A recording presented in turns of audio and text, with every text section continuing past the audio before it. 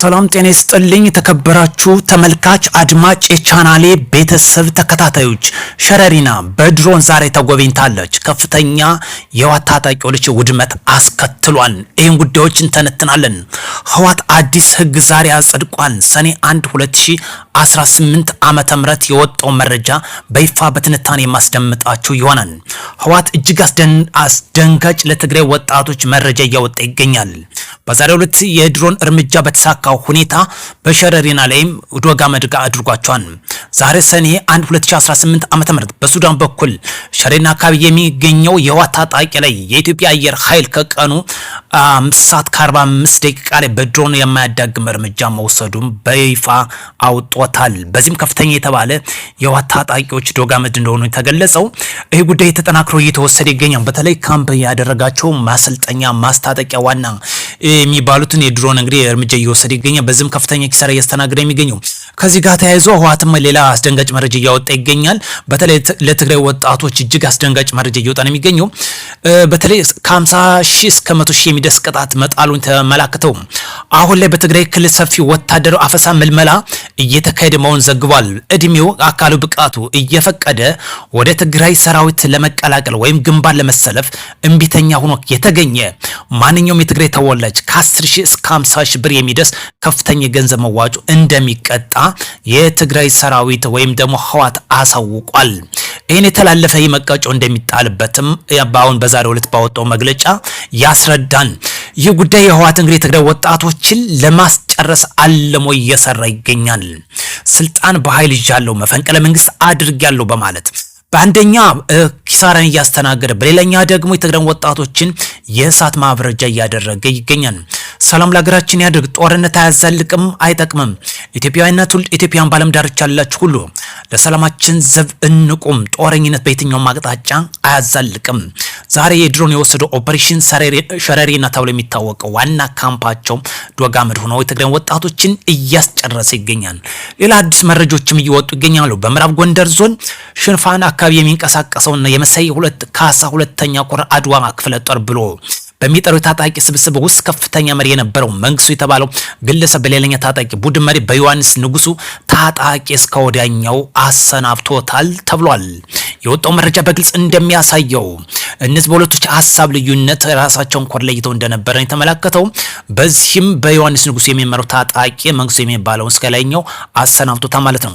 ወዲህ ቻናል ቤተሰብ ተከታታዮች ጦርነት አያዛልቅም። በሀሳብ በራይ አንድ ሳንራመድ ከፍተኛ ኪሳራን እያስተናገደ እንገኛለን። ለዚህ እንግዲህ መንግስት ተደጋጋሚ ሰላም ጥሪ ክፍት አድርጎ እየተቀበለ ይገኛል። በሌላኛው ደግሞ ህግ ማስከበር ዘመቻ እየወሰደ ይገኛል። ከዛ የተረፈው ደግሞ እርስ በርሳቸው የተሸኛኙ ነው የሚገኙበት እጅግ የሚያሳዝን ጉዳይ ነው። ሌላኛው መንግስቱ ኃይለማርያም የያዘ መግለጫ ሰጥቷል። የቀድሞ የኢትዮጵያ ፕሬዝዳንት የነበሱ መንግስቱ ኃይለማርያም በቅርቡ እንደ በለስ ግድብ፣ የቀይ መስቀል ህንጻ፣ የፍልውሃ ህንጻ፣ ዋቢ ሸብሌ ሆቴል፣ አክሱም ጽዮን ቤተክርስቲያንና የታጠቅ ጦር ሜዳ ግንባር የመሳሰሉ በርካታ ትልቅ ብሔራዊ ፕሮጀክት ላይ ጉልህ አሻሩን ያሳረፉ መሐንዲስ ኢንጂነር ካሳ ገብርዬ በሱ የተሰማቸው ጥልቅ ሐዘን አስተላልፏል። በ92 ዓመታቸው ያረፉ ጓዳቸው እንግዲህ መንግስቱ ኃይለማርያም ይሄን ያዘ መግለጫ አያይዘው ገልጸዋል። በስልጣን መንበር በነበሩበት ጊዜ የቅርብ ጓዳቸው እንደነበረ የተመለከተው። ስለዚህ በዚህ የተሰማቸውን ጥልቅ ሐዘን ባሉበት እንግዲህ ያዘ መግለጫቸውን እንደሰጡ ነው የተመለከተው። ሰላም ለሀገራችን ያድርጉ። ቻናል ቤተሰብ ተከታታዮች ጠላናት ለምንድ መሬት እርስ በርሳችን እየተናኮርነ እንገኛለን። ኢትዮጵያን ለመበተን በብዙ አቅጣጫ የሚሰልፍ ጽንፍ ቡድን ስብስብ መንግስት ደግሞ ህግ ማስከበር ዘመቻውን አጠናክሮ እየወሰደ ይገኛል። በአንድ ቀን ጦርነት ብቻ ወደ $3 መጨመሩ የዓለማችን ገበያ የነዳጅ ዋጋ እጅግ እያስደነገጠ መጥቷል። ኢራን በእስራኤል በወሰደችው እርምጃ ዶላር በአንድ ቀን $3 ጨምሮ በእጅጉ እያነጋገረ ይገኛል። እስራኤልም በዚሁ አጠፋ ምላሽ ሰጣለች። በተለይ የእስራኤል አየር ኃይል በደቡባዊ ምዕራብ ኢራን በሚገኘው ማሻር የፕሮቴሊየም ኬሚካል ማብለያ ተብሎ የሚጠራው የሚሳኤል ማምረቻ የሚያገለግል ቁልፍ መሰረተ ልማቶች ላይ ጥቃት መፈጸሙን የእስራኤል መከላከያ ሰራዊት አሳውቋል።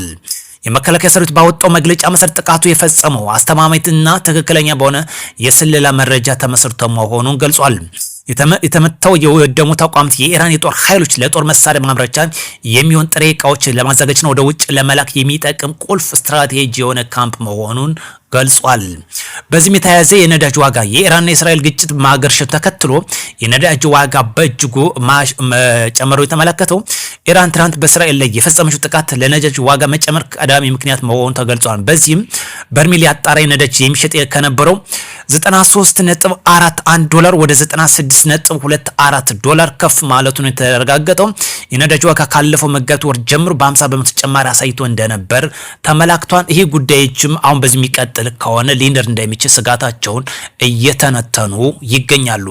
ዛሬ የኢትዮጵያ አየር ኃይል የተሳካ ኦፕሬሽን ሰርቷል። ሸረሪና የሚገኘው ታጣቂ ቡድን እስከ ወዲያኛው ተሰናብቷል። አዲስ አበባ እንግዲህ ዘመኑ የሚመጥን ከተማ እየተሰራ ይገኛል። ከኮሪደር ባለፈ ደግሞ የወንዞች ዳርቻ ኮሪደር ልማት በተመለከተ እጅግ ማራኪና አትራክት የሆነች ከተማ እየመጣች ይገኛል። አዲስ አበባ እንግዲህ እየቀየች ገጽታዋን ወደ አዲስ እየቀየረ ይገኛል። በዚህም አንዱ የኮሪደርና እንዲሁም የወንዞች ዳርቻ ኮሪደር በተመለከተ ነው በርካቶች ፕሮጀክቶች እየተሰሩ ይገኛሉ። ለዚህ ደግሞ አዲስ አበባ እንግዲህ ገጽታዋን በመቀየር ለዓለማችን እንግዲህ እያባራችና አዲስ ቁልፍ የአፍሪካ ዩኒየን እንደመቀመጫ እንደመሆን የሚመጥን ከተማ እየተመሰረተ እየተሰራ ይገኛል። እጅግ ቀልጣፋና በአጭር ጊዜ የከተማ ገጽታ እየተቀየረ ነው የሚገኘው። በዚህም በዛሬው ዕለት እንግዲህ የተለያዩ ፕሮጀክቶች ይፋ እየሆኑ ይገኛሉ።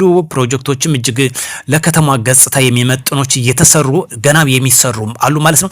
ስለዚህ እጅግ ደስ የሚል ጉዳይ ነው።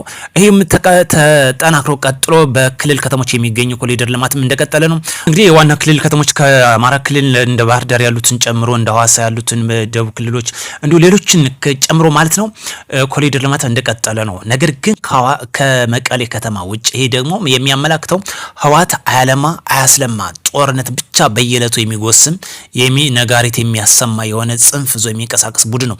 ይሄ የሚያመለክተው ጸረ ኢትዮጵያዊነትን በግልጽ ስለሚያሳይ ነው። አልሰራም ጦርነት ብቻ ምግብ አድርጎ የሚንቀሳቀስ ቡድን ነው። ለዚህ የማያዳግም እርምጃ መወሰድ እንዳለበት ተገቢ ነው። በተለይ መንግስት አሁን የሚወስደው ኦፕሬሽን በጣም የሚደነቅ ጉዳዮች ነው።